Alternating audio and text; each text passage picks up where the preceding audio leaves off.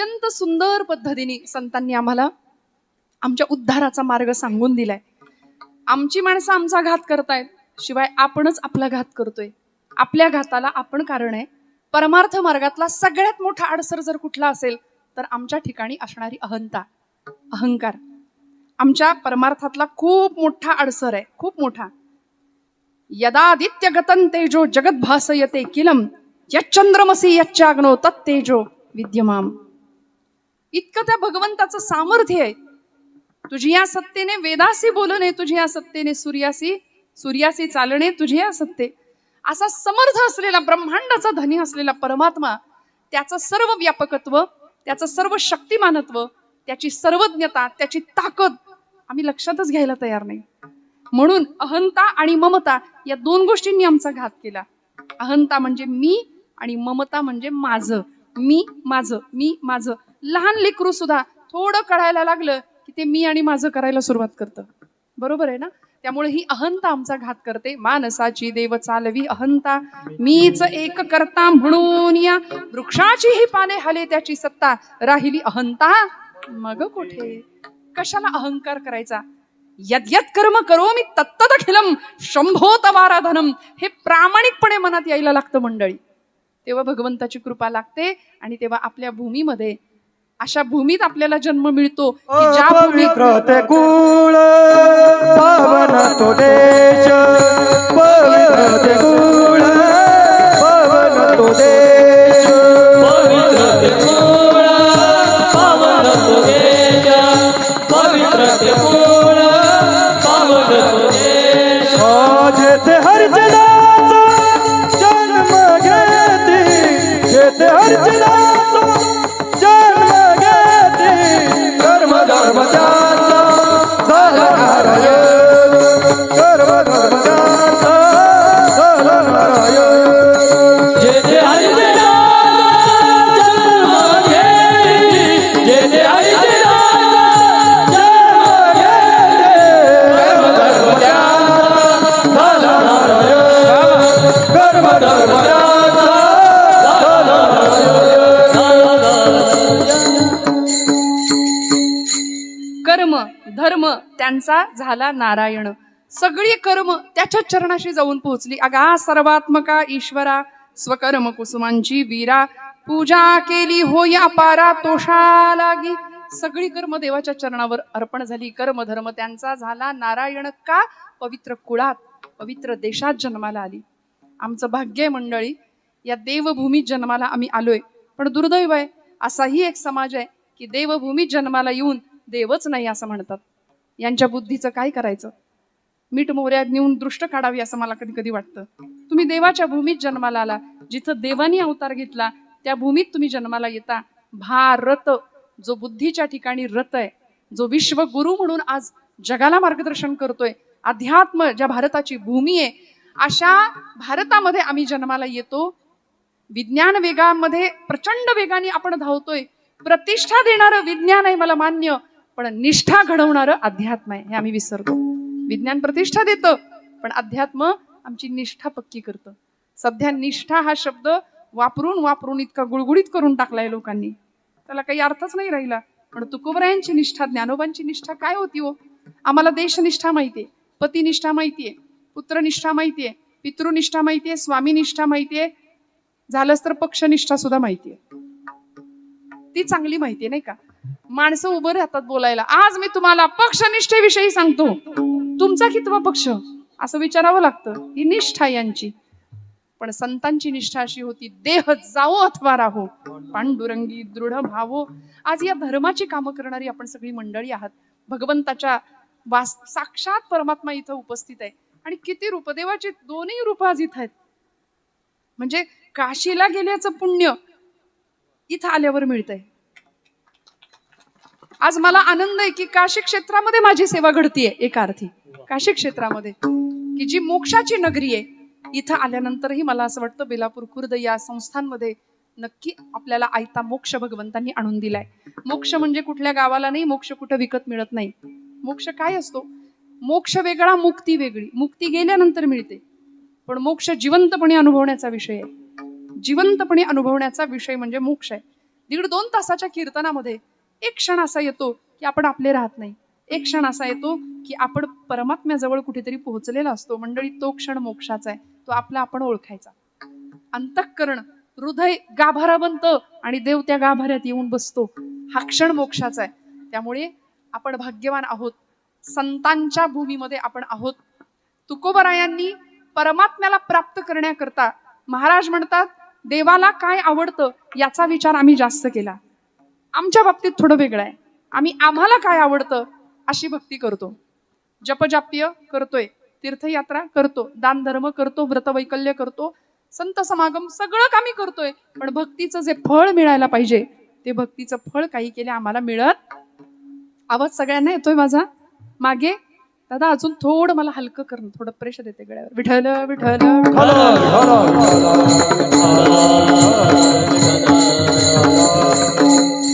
भक्तीचं फळ मिळायला पाहिजे, ते मिळत नाहीये आम्हाला. मग ते कसं मिळेल?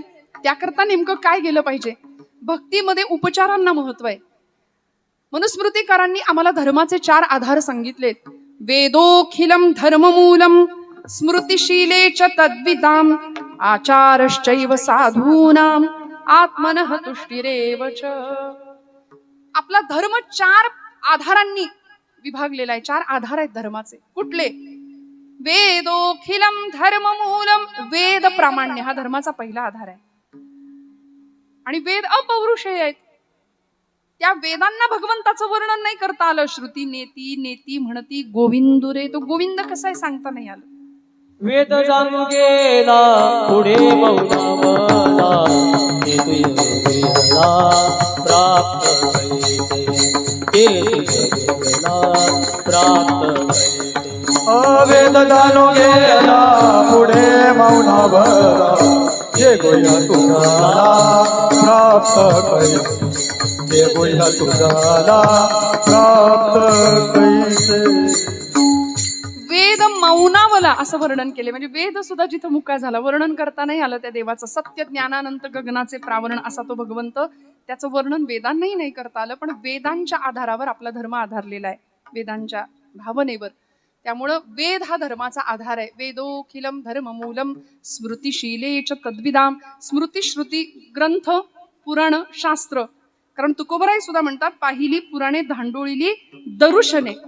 आम्ही हे सगळं केलं आणि मग वेदांचा तो अर्थ आम्हासीच ठावा, येरांनी इतरांनी व्हावा भार माथा, असं धडधाकटपणे धाडसानी तुकोबराई सांगू शकतात. शब्दांचं शस्त्र केलं आम्हा घरी धन, शब्दांचीच शस्त्रे, शब्दांचीच यत्ने, शब्दांचीच शस्त्रे यत्ने करू, शब्दची आमुच्या जीवीचे जीवन. अहो बघा ना, शब्दाला किती मोठं स्थान दिलं संतांनी. आता संतांनी शब्दाच्या जोरावर एवढी मोठी वाङ्मय निर्मिती केली. ते शब्द ऐकून भगवंत वेडा झाला. आमच्या शब्दांनी देव नाही वेडा होत. आमच्या शब्दांनी फार तर समोरच्याला राग येतोय, असं आमचं बोलणं आहे. शब्द असे असावेत, दुसऱ्याच्या काळजामध्ये एकतर घर केलं पाहिजे आमच्या शब्दांनी. पण आम्ही काय करतोय? दुसऱ्याच्या काळजाला घर पाडण्याचं काम करतोय. शब्द संभल के बोलिये, शब्द के हात ना पाव. एक शब्द हे औषधी, तो दुसरा शब्द हे घाव. कसं बोलावं? सांगितलं पूर्वस्मरींनी, बोलू ऐसे बोल जेणे बोले विठ्ठल डोले. आमच्या बोलण्यानी दुसऱ्याच्या हृदयातला विठ्ठल डोलला पाहिजे, असं आमचं बोलणं पाहिजे. सगळं शिकवलं, आम्ही शिकत नाही, हा आमचा दोष आहे. स्मृती शास्त्र ग्रंथ हा धर्माचा दुसरा आधार सांगितला. आचारश्चैव साधूनाम, साधू संतांचा आचार हा धर्माचा तिसरा आधार सांगितला. की साधू संतांनी जसं आचरण करून दाखवले तसं आपण वागावं. संतांनी सांगितलंय तसं वागावं, संतांनी करून दाखवलं तसं करावं. बोले तैसा चाले त्याची वंदावी पाऊले आपण म्हणतो. संतांनी काय आचरण केलं? तोची संत सोशी जगाचे आघात. माझ्या ज्ञानोबरायांना किती सोसावं लागलो. काय पाप केलं होतं सांगा? आपण नेवाशापासून जवळ मंडळी आहात. काय चमत्कार घडला या भूमीमध्ये. ज्ञानोबरायांचं नेवाशामध्ये, आळंदीमध्ये, आपेगावमध्ये, पैठणमध्ये अशी सगळीकडे वास्तव्य असायची. पण 2.5 वर्षाच्या कालखंडामध्ये नेवासाच्या मंदिरामध्ये माऊलींची ज्ञानेश्वरी उदयाला आली. शके 1212 टीका केली पै ज्ञानेश्वरे, सच्चिदानंद बाबा दरे लेख झाला विठ्ठल विठ्ठल.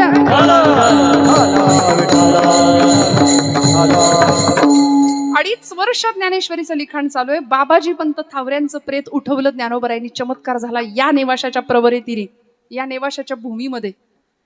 बाबाजी पंत थावऱ्यांचं नामकरण माऊलींनी केलं. उठ सच्चिदानंदा, तुला जाता येणार नाही. सच्चिद आनंद स्वरूप असलेला तू आत्मा आहे. आणि लिहून घेतली ज्ञानेश्वरी. 9033 ओव्यांचा हा यज्ञ ज्ञानोबरायांनी या नेवाशाच्या भूमीमध्ये मांडला. त्या पैस खांबाला पाठ दिली ज्ञानोबरायांनी. काय भाग्य त्या खांबाचं सुद्धा. त्या खांबाला माऊलींनी पाठ दिली. त्या खांबानी ज्ञानोबरायांचं मुखकमल सुद्धा बघितलं नसेल, पण आज महाराष्ट्रामध्ये त्या खांबाचं मंदिर उभं राहिलंय. ज्या एका पशुच्या मस्तकावर ज्ञानोबराय हात ठेवतात, त्याला अमृत ऊर्जा देतात, त्याच्या मुखातनं ऋग्वेदाच्या ऋचा वदवून घेतात, त्या पशुची सुद्धा समाधी या महाराष्ट्रामध्ये आहे. मग मला सांगा, एका खांबाचं मंदिर उभं राहतं, एका पशुचं मंदिर उभं राहतं रेड्याचं. आपला उद्धार नाही व्हायचा का ज्ञानेश्वरीला हात लावल्यावर? आपला उद्धार झाला पाहिजे. आपला उद्धार होणार, निश्चित होणार. मला असं वाटतंय की आपण बेलापूरच्या सगळ्या माता भगिनी, माझ्या सगळ्या माता किंवा आपण सर्व रोज एक 300 ओव्या ज्ञानेश्वरीच्या वाचता. तर नेवाशी आपल्यापासून जवळ आहे. माऊलींची ज्ञानेश्वरी इथं प्रकट झाली. आपण रोज 300 ओव्या वाचता ना? नाही का? 300? बर जाऊ दे. 100 वाचतात. 100 सरासरी. तेही नाही वाचत त्यांच्यासाठी 5 ओव्या. एक तरी ओवी अनुभवावी, हा एक तरी ओवी अनुभवावी.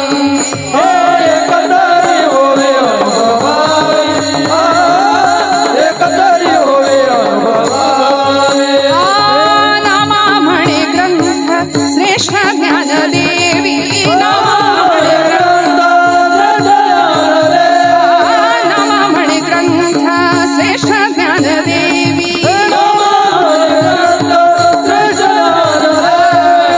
एकतरी ओवी अनुभवावी, एकतरी ओवी अनुभवावी. एकतरी ओवी अनुभवावी, एकतरी ओवी अनुभवावी. काय लागतो देवाला? उपचार काय लागतो? देवासाठी काय करायचं असतं?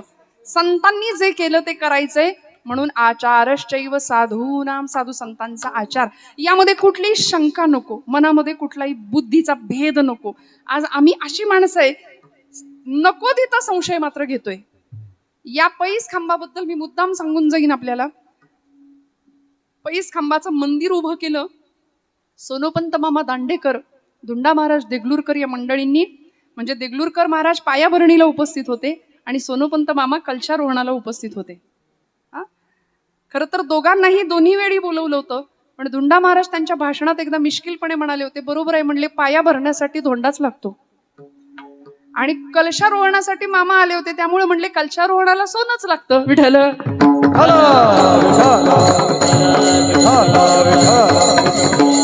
पण हे मंदिर उभं राहण्याच्या पूर्वी काय घडलं होतं? याच पैस खांबाला नेमकं काय आहे असं की ज्ञानोबरायांनी तिथं पाठ लावली आणि ज्ञानेश्वरी प्रकट झाली. हा यज्ञ निर्माण झाला 9033 ओव्यांचा. अर्जुन विषाद योगापासून ते मोक्ष संन्यास योगापर्यंत इतकं सुंदर अस्खलित मराठी भाषेचं देशिकारलेणं इथं प्रकट झालं. आणि भारतीय किंवा महाराष्ट्राच्या सारस्वतानी महाराष्ट्र संस्कृतीच्या देवघरात ज्ञानेश्वरी ठेवली. परवरीच्या ठिकाणी जन्माला आलेला हा भाषेचा यज्ञ 56 भाषेचा केलासे गौरव, भवारणवी नाव उभारिली. हे सामर्थ्य ज्या ज्ञानोबरायांचं, ती ही भूमी. मग मला सांगा, लोकांनी त्या खांबाच्या बद्दल संशय व्यक्त केला होता. म्हणले नेमकं असं काय आहे, म्हणून उकरायला सुरुवात केली होती. लोकांनी खणलं. मी सांगते, आमचा बुद्धीचा वाद कुठं निर्माण होतो बघा. बुद्धिवादी त्यांनाच म्हणायचं ज्यांना बुद्धी आहे की नाही याबद्दल वाद आहे, ते बुद्धिवादी.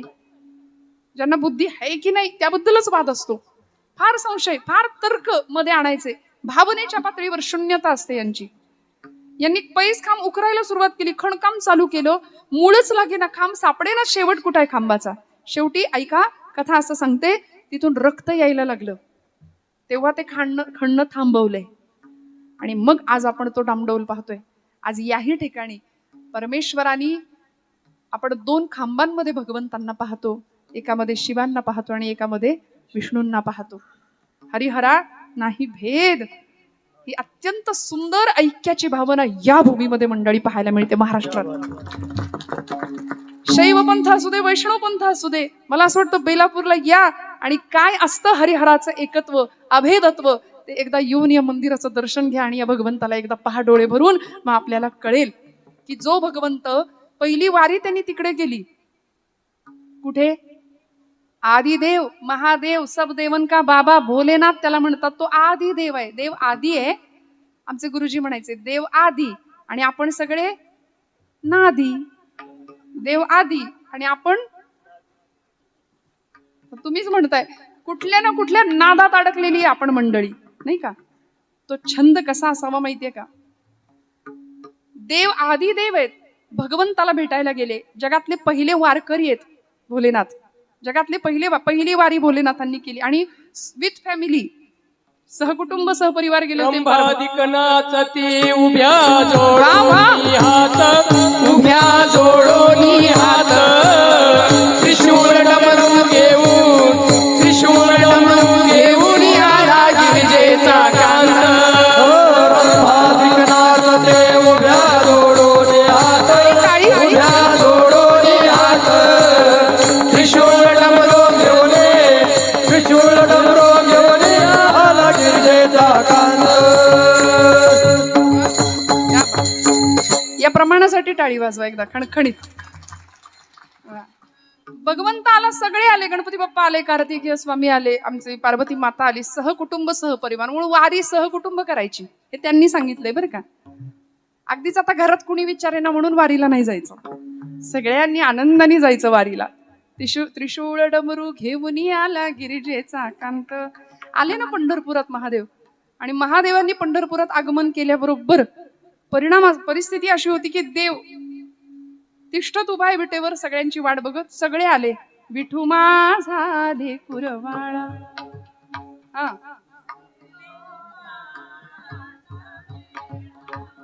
विठू माझा लेकुरवाळा. निवृत्ती हा खांद्यावरी सोपानाचा हात धरी पुढे चाले, ज्ञानेश्वर मागे मुक्ताई सुंदर. असा देव निवृत्ती नारायणांना खांद्यावर घेतलंय, ज्ञानोबरायांना हाताशी घेतलंय. सगळे देवांना लेकुरवाळा आहे देव, माऊली म्हणतो आपण त्याला. सगळ्यांना देवानी जवळ घेतलंय. आता महादेव आले, सगळ्यात मोठे देव आलेत, त्यांना भेटायचं कसं? आता आलिंगन द्यावं तर हातच रिकामे नाही, सगळ्या संतांचा मेळा सोबत आहे. देवाच्या अडचण आली ना, मग देव काय म्हणले माहितीये का? देवा या इथं बसा. इथं बसवलं देवाला. आणि म्हणून पंढरपुरात गेले आचार्य, भगवत पूज्य जगद्गुरु शंकराचार्य.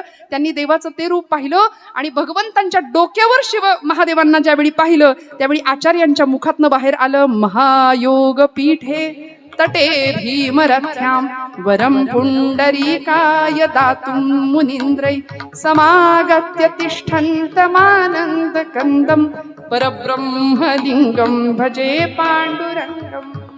शरच्चंद्र बिंबाननं चारुहासं लसत्कुंडलाक्रांत गंडस्थलांगम जपाराग बिंबाधरं कंजनेत्रम परब्रह्मलिंगम भजे पांडुरंगम. देवाला मस्तकावर घेणारी ती पांडुरंग परमात्मा देवता. म्हणून हरिहरांमध्ये भेद नंतरच्या लोकांनी केला, आम्ही करायचं काही कारण नाही. हे दोनही देव या बेलापूरच्या भूमीमध्ये आज वास्तव्य करू नयेत, हे आमच्या सगळ्यांचं भाग्य आहे मंडळी. आचारश्चैव साधूनाम आणि आत्मनः तुष्टिरेवच. धर्माचा चौथा आधार आहे स्वतःच्या आत्म्याचं समाधान. आता सांगा, शेवटी सगळी जी धडपड आहे ती कशा करता करतोय आम्ही? कशा करता? सुखा करता, समाधाना करता. बोला ना, सुखी आहात का आपण सगळे? माझ्या महिला वर्गाला मी एक प्रश्न विचारते, मावशी आहे का हो सुख प्रपंचात? नाही. आता हे झालं प्रमाण. ते कीर्तनाला न येणाऱ्यांचं पण पाठ असतं आणि ते चालीत म्हणतात, संसार दुःख मुळ चहूकडे इंगळ. अहो ते रटून रटून रटून आम्ही म्हणतोय पण कळत नाही संसार दुःख मुळे. पण सोडवतो का? मग सुटत नाही. तुकोबरायांना विचारा ना, त्यांच्या सुखाचं कारण, आम्ही तेणे सुखी, हा आम्ही तेणे सुखी,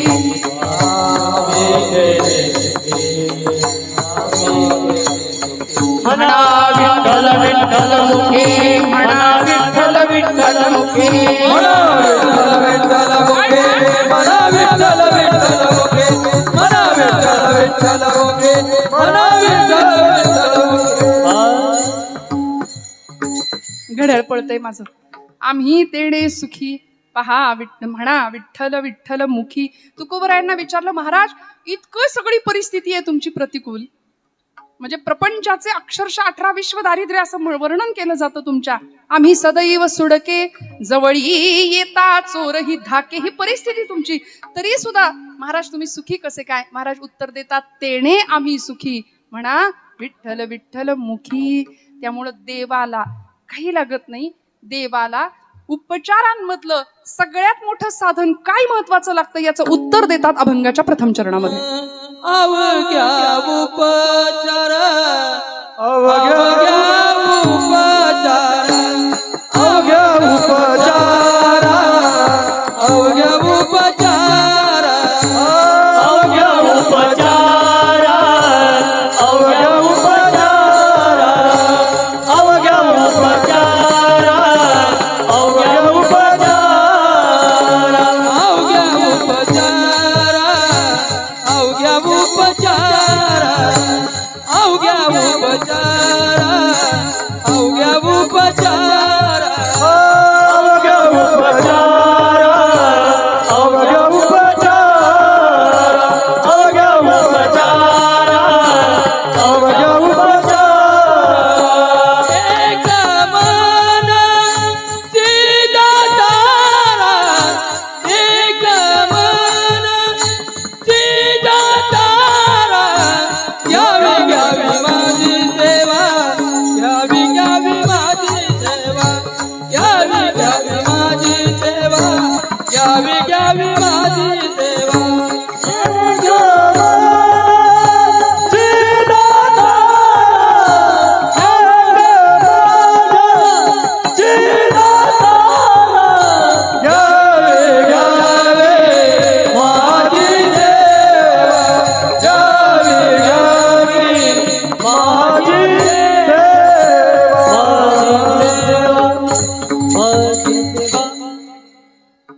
अवघ्या उपचारा एक मनची दातारा घ्यावी घ्यावी माझी सेवा दीन दुर्बळाची देवा. तुकोबरायांनी सिद्धांत मांडला, देवासमोर कितीही नेऊन होता तुम्ही तुमची श्रीमंती, तुमचं सामर्थ्य, तुमचं वैभव, तुमचं कुळ, वाटेल त्या गोष्टी देवाला दिल्या तरी देव त्याच्याकडे बघतही नाही. देव काय बघतो? तुमच्या अंतःकरणातली भावना, मनाची अवस्था काय आहे ते पाहतो. आता तुम्ही सगळे मनाने कीर्तनात बसलाय का? काही जण असे करतात नाही. नुसत्या देहाची उपस्थिती आहे, बरोबर आहे ना, मनाची उपस्थिती नाही. मन कितीही केलं तरी ऐकत नाही, मन ऐकतच नाही. आई वडिलांच्या तक्रारी असतात बघा, पोरग माझं ऐकतच नाही, दिवसातनं 10 वेळा आई म्हणते, कार्ट ऐकतच नाही, कार्ट ऐकतच नाही. म्हणलं बहिरा आहे का हो? म्हणले बहिरा नाही, कान आहेत, पण कान असून ऐकत नाही. नाथांनी पण आमच्या मनाच्या बाबतीत हाच विचार मांडला.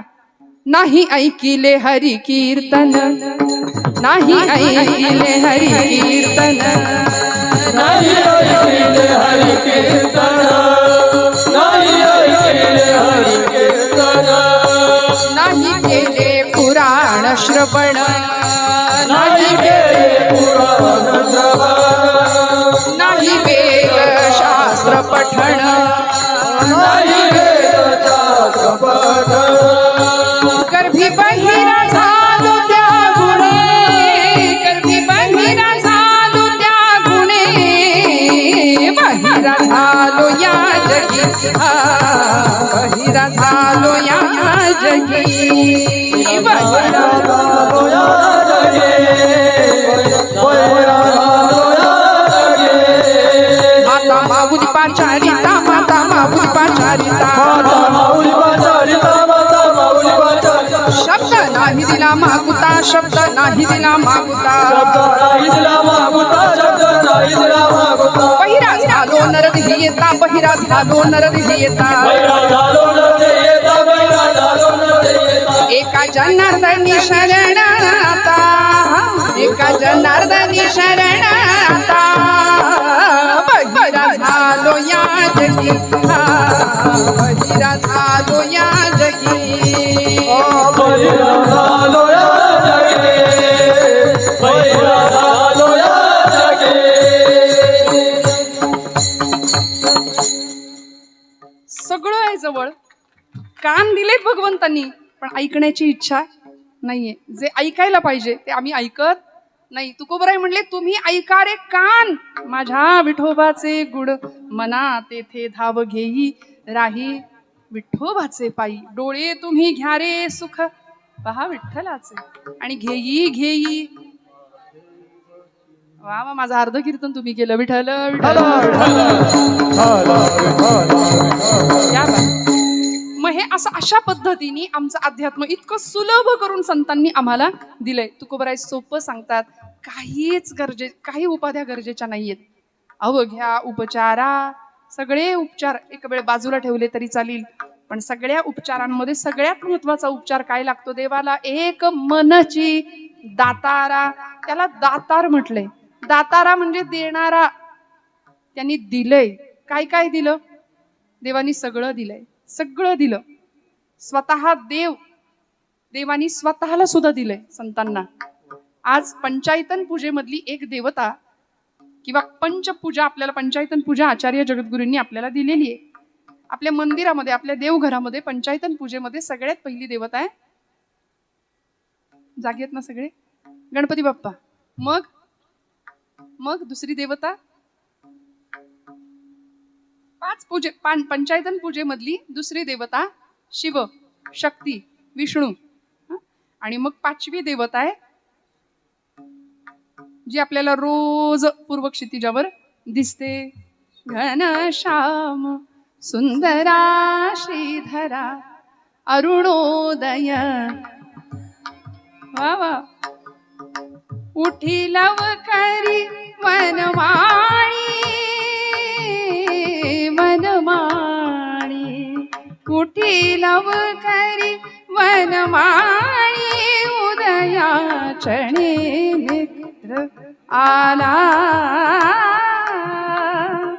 देव येतो ना पूर्व क्षितिजावर अजून काय चमत्कार पाहिजे या काळातला आमच्या एखाद्या तरुण मुलांनी किंवा आमच्या तरुण भावंडांनी एखादा प्रश्न विचारला ताई काय देव देव देव देव कीर्तनात करता देव काही प्रत्यक्ष दर्शन देत नाही म्हटलं बाबा आज प्रत्यक्ष दर्शन देणारी देवता आदित्य नारायण आहे अवकाशामध्ये फक्त ते बघायला उठावं लागतं लवकर आम्ही सूर्यवंशी आम्हाला कधी तो दिसायचा पूर्वेकडचा देव पूर्वेच्या देवा तुझे सूर्यदेव नाव तेजाची देवता आहे कधी लाईट बिल पाठवलं का घरी इथं बेलापूरमध्ये सूर्यनारायणानं लाईट बिल दिलंय तुम्हाला एवढा मी प्रकाश देतो या महिन्याचं एवढं बिल चला भरा इलेक्ट्रिसिटी आलं का कधी नाही किती अनंत उपकार आहे तो दातार आहे देणार आहे त्या सूर्य किरणांची एक तेजस्वी शलाका पूर्व क्षितिजावर आमच्या उगवते इथंच आमचा धर्म आम्हाला शिकवतो भगवा रंग आकाशामध्ये उगवतो उदित होतो आज भगव्याचा अनेकांना त्रास होतोय ना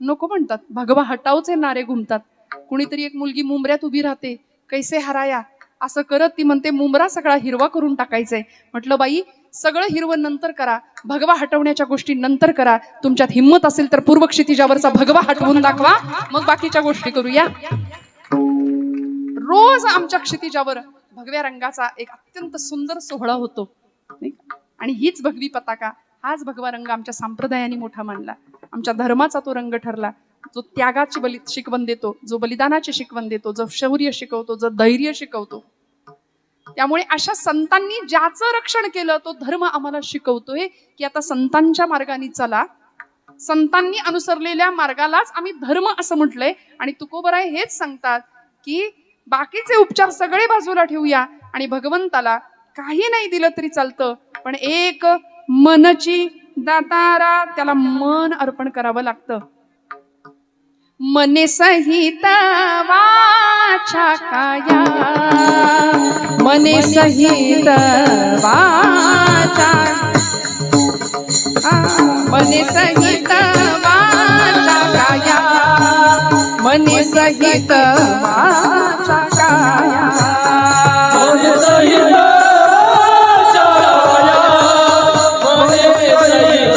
वाचा काया मने सहित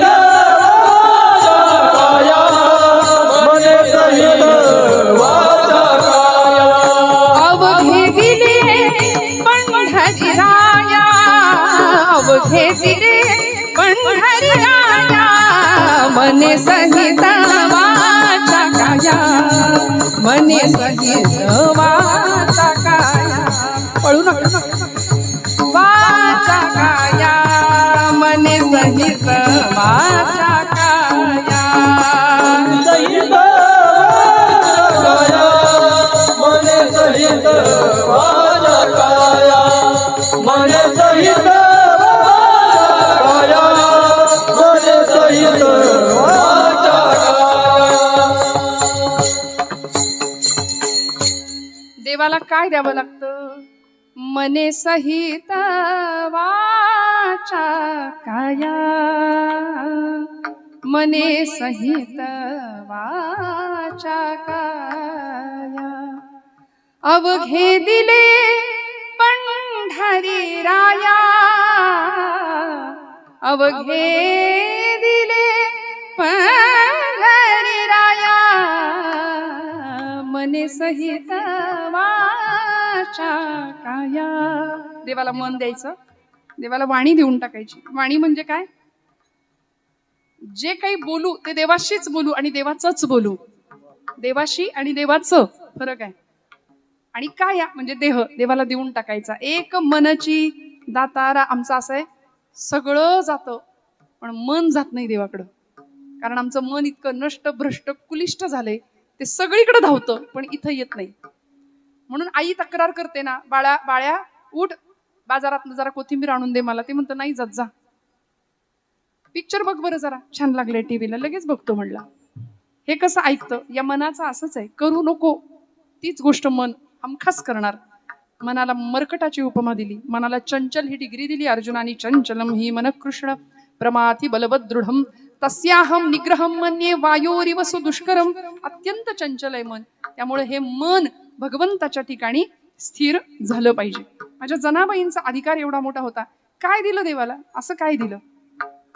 पण देव आला, देऊळ सोडून स्वयंपाकघरात आला. एवढा पुरुषार्थ गाजवला जनाबाईंनी. आध्यात्मिक क्षेत्रातला स्त्री संत होत्या, पण आध्यात्मिक पुरुषार्थ गाजवणाऱ्या संत ठरल्या. देवळातला देव स्वयंपाकघरातच आणलाय. जात्यावर दळण दळायला बसावं, गोड गळ्यानी ओव्या गाव्यात. परवा मी सांगावं जात्यावरच्या ओव्या. माझ्या पुण्यातल्या एका मुलीने मला प्रश्न विचारला, म्हणले ताई जातं कसं असतं? म्हटलं जातं, आणि त्या जात्यावर कसं बसायचं? म्हणलं बाई जात्यावर नसतं बसायचं, जात्याच्या शेजारी बसायचं, खुंट्याला हात लावायचा, मस्त पाय पसरायचा, खणखणीत आवाजात ओवी गायची. ती म्हणली ताई माझ्याकडं ओवी म्हणायला येईल मला, पण माझ्याकडं जातं नाही. म्हटलं मिक्सरवर म्हण. जातच कशाला पाहिजे? जातं काही तानपुऱ्यासारखं वाजत होतं का? पण पूर्वजांचं शहाणपण आम्हाला स्वीकारता येतं. मिक्सरवर म्हणूया, ओवी म्हणायला काय लागतं? आता आमच्या माता भगिनी बघा किती गोड गातात. घाल ना. सुंदर माझं जात ग फिरते बहुत. बोला, आपण प्रॅक्टिसची माणसं आहे, जरा थांबा. इकडे इकडे, हा मोठ्याने. सुंदर माझं जात ग फिरते बहुत. बोला. बहुतेक किंवा बहुत पाठभेद आहे. मागच्या मंडळी सुद्धा महिला वर्ग. बरं असं नाही की महिला वर्ग मग तुम्ही म्हणायचं नाही, तुम्हाला काही जातं नाही आणून देणार आम्ही. सगळ्यांनी म्हणायचं सुंदर माझे जाते ग फिरते बहुतेक. म्हणा. मागचा वर्ग. ओव्या गाऊ कौतुके तू ये रे बा विठ्ठला.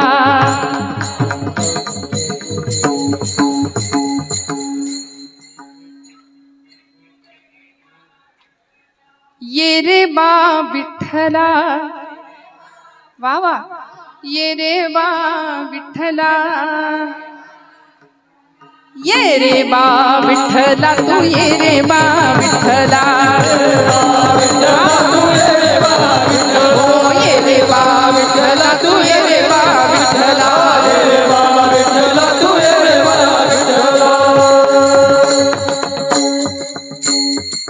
सासू आणि सासरा दीर तो तिसरा आणि ओव्या गाऊ भ्रतारा तू ये रे बा विठ्ठला.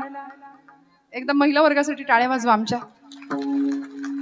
म्हणून म्हटलं सगळीकडे आमचा आवाज आहे. किती गोड गायलं बघा ना. तुमचा आवाज काही आलाच नाही, काही म्हणा तुम्ही. म्हणून म्हटलं पण अत्यंत गोड आवाजामध्ये आपण सगळ्यांनी सुंदर साथ दिली. जनाबाईंनी अशीच उभी घावी आणि देवाला बोलवावं. देवानी यावं आणि सांगावं, मीही होतो एकला करमेना मुळी मला. ए जने, अगं तू बोलवलंस म्हणून आलो बर का. आरसा मला गे दिधला तुझी या दिठीन. सख्या पांडुरंगा आलास का रे बाबा. हात तुझा लागला रे जात झालं हलक हलक. दारी आलं अमृत पीक तुझी या दिठीन. दोघांचं दळण सुरू व्हायचं. काय लागतं. देव आणला, नुसता आला नाही, त्याला कोंडूनच ठेवला. सगळे लोक शोधायला आले, जने देव कुठे आहे, आतमध्ये कोण आहे. दोघांचे आवाज येतात. जनाबाई म्हणते, मी एकटीच होती बाई. सकाळी सकाळी दळण दळलं, पीठ चोपड्यात भरलं, दरवाजा उघडला, ही माणसं पंढरपुरातली. जने आतमध्ये कोण आहे. 100 माणसांनी 2 आवाज ऐकलेत आणि तू म्हणते मी एकटीच आहे. खरं सांगा आतमध्ये कोण आहे. जनाबाई म्हणतात, पाटील माझ्या बोलण्यावर विश्वास नाही तुमचा, सांगते पांडुरंग आलाय. पांडुरंग तुझ्या झोपडीत कशापायी आलाय ग. तिनं सांगावं, जोंधळ्याच्या भाकरीची चव लई न्यारी पंढरीचा राणा येतो जनाईच्या दारी म्हणून आलाय. वाग वाजने तुझ्या झोपडीत पांडुरंग यायला बसलाय, आम्हाला दिसत नाही, तुला दिसतो. असा लपवून तरी कुठं ठेवलाय. तिने सांगावं, हृदयाचा बंदी खाना केला, हृदयाचा बंदी खाना केला, हृदयाचा बंदी खाना केला, हृदयाचा बंदी खाना केला.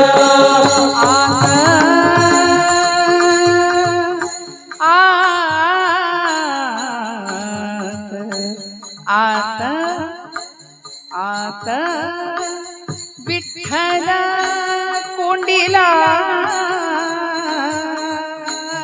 आत विठ्ठल कोंडीला बंदीखाना केला, हृदयाचा बंदीखाना केला. हृदयाचा बंदी खाना केला, हृदयाचा बंदी खाना केला. गळा बांधून या दोर, त्याला इतका करकचून बांधला म्हणाली. मग जनाबाईंनी बांधला, यशोदा मातेनी बांधला होता. सगळ्यात पहिल्यांदा यशोदा मातेनी बांधला होता. काही नाही लागलं त्याला बांधायला. प्रेमसूत्र दोरी नेतो तिकडे जातो हरी.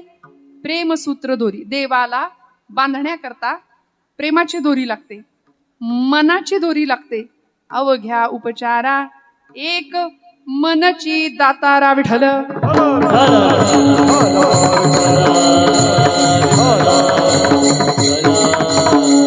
आणि तो दातार आहे ना, तो द्यायला बसलाय, तो देतो, तो बांधला जातो. सुष्टांनी बांधलं, दुष्टांनी त्याला बांधलं. यशोदेनी बांधलं, जनाबाईंनी बांधलं, तो बांधला गेला. अजून कुणी बांधायचा प्रयत्न केला त्याला.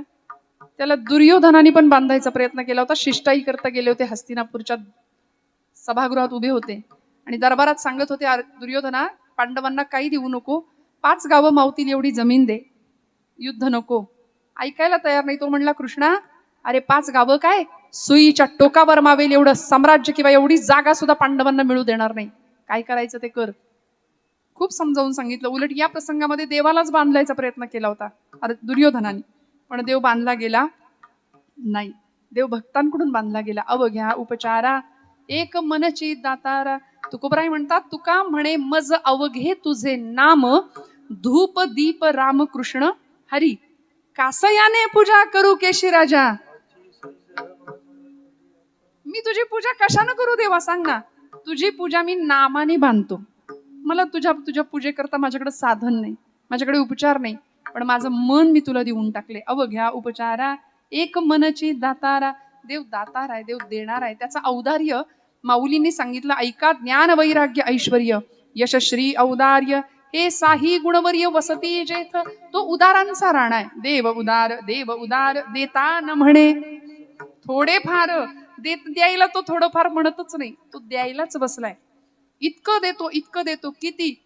झेवांचिले ते तू दिले कल्पद्रुमा हे आदिमा हे अंतिमा हे आदिमा हे अंतिमा हे आदिमा हे अंतिमा.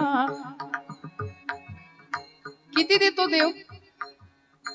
या मातीचे आकाश तू, या मातीचे आकाश तू, शिशिरात या मधुमास तू, शिशिरात या मधुमास तू, देशी मृता तू अमृता, देशी मृता तू अमृता, पुरुषोत्तमा हे आदिमा हे अंतिमा हे आदिमा हे अंतिमा.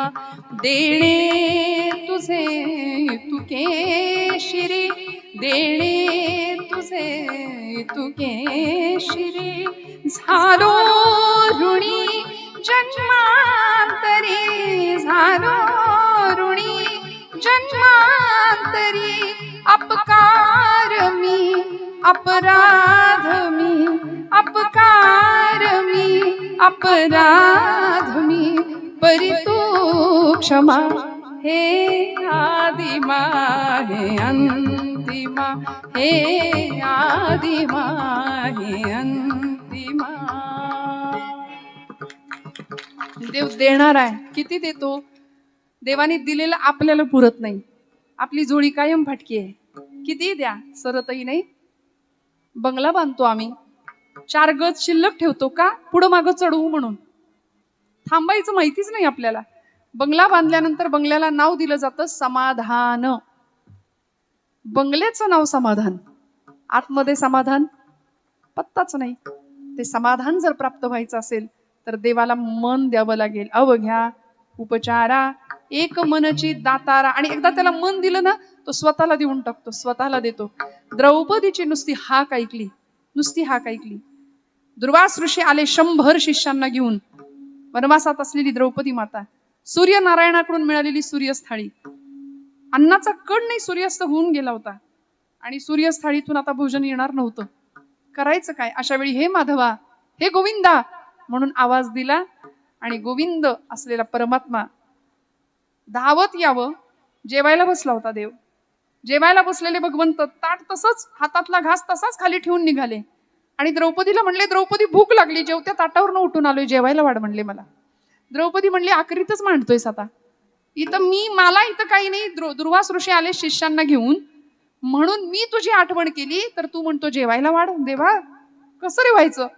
भगवंतांनी तिच्या त्या सूर्यस्थाळीतलं छोटस भाताचं शीत किंवा भाजीचं पान जेवून तृप्तीचा ढेकर दिला.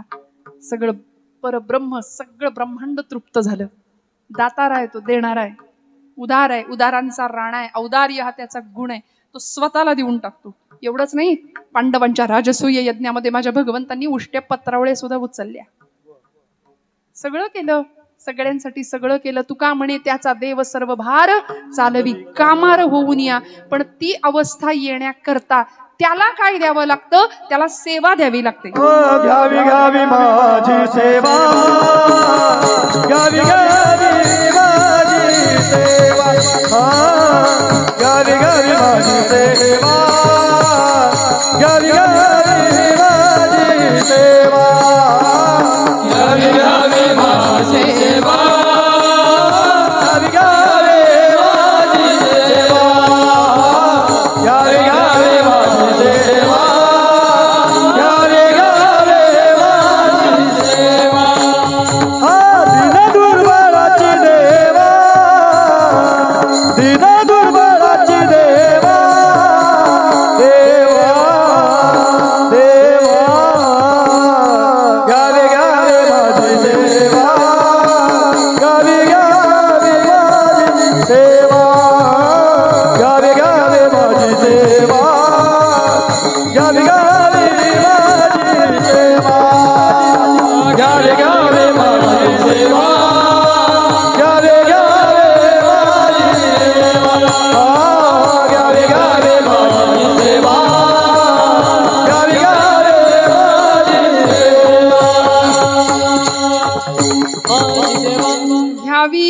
घ्यावी माझी सेवा दीन दुर्बळाची देवा. तुकोबराय म्हणतात, देवा तू दातार आहेस, तू सगळं दिलंस आम्हाला, आता आमच्याकडून काय घे, घ्यावी घ्यावी माझी सेवा. ज्ञानोबरायांनी सुद्धा हेच मागितलं, तुझी सेवा करीन मनोभावे, माझे मन गोविंदी रंगले. त्या मनाच्या ठिकाणी त्या गोविंदाचं अधिष्ठान पाहिजे. माझ्या मनाला गो छंद, हा माझ्या मनाला गो छंद, नित्य गोविंद गोविंद, नित्य गोविंद गोविंद, माझ्या मनाला गो छंद. मनाला गोविंदाचा छंद लागला पाहिजे. गोविंद गोविंद मना लागलिया छंद. मग देवाला देऊ ती सेवा, देव आवडीने स्वीकार करेल. घ्यावी घ्यावी माझी सेवा दीन दुर्बळा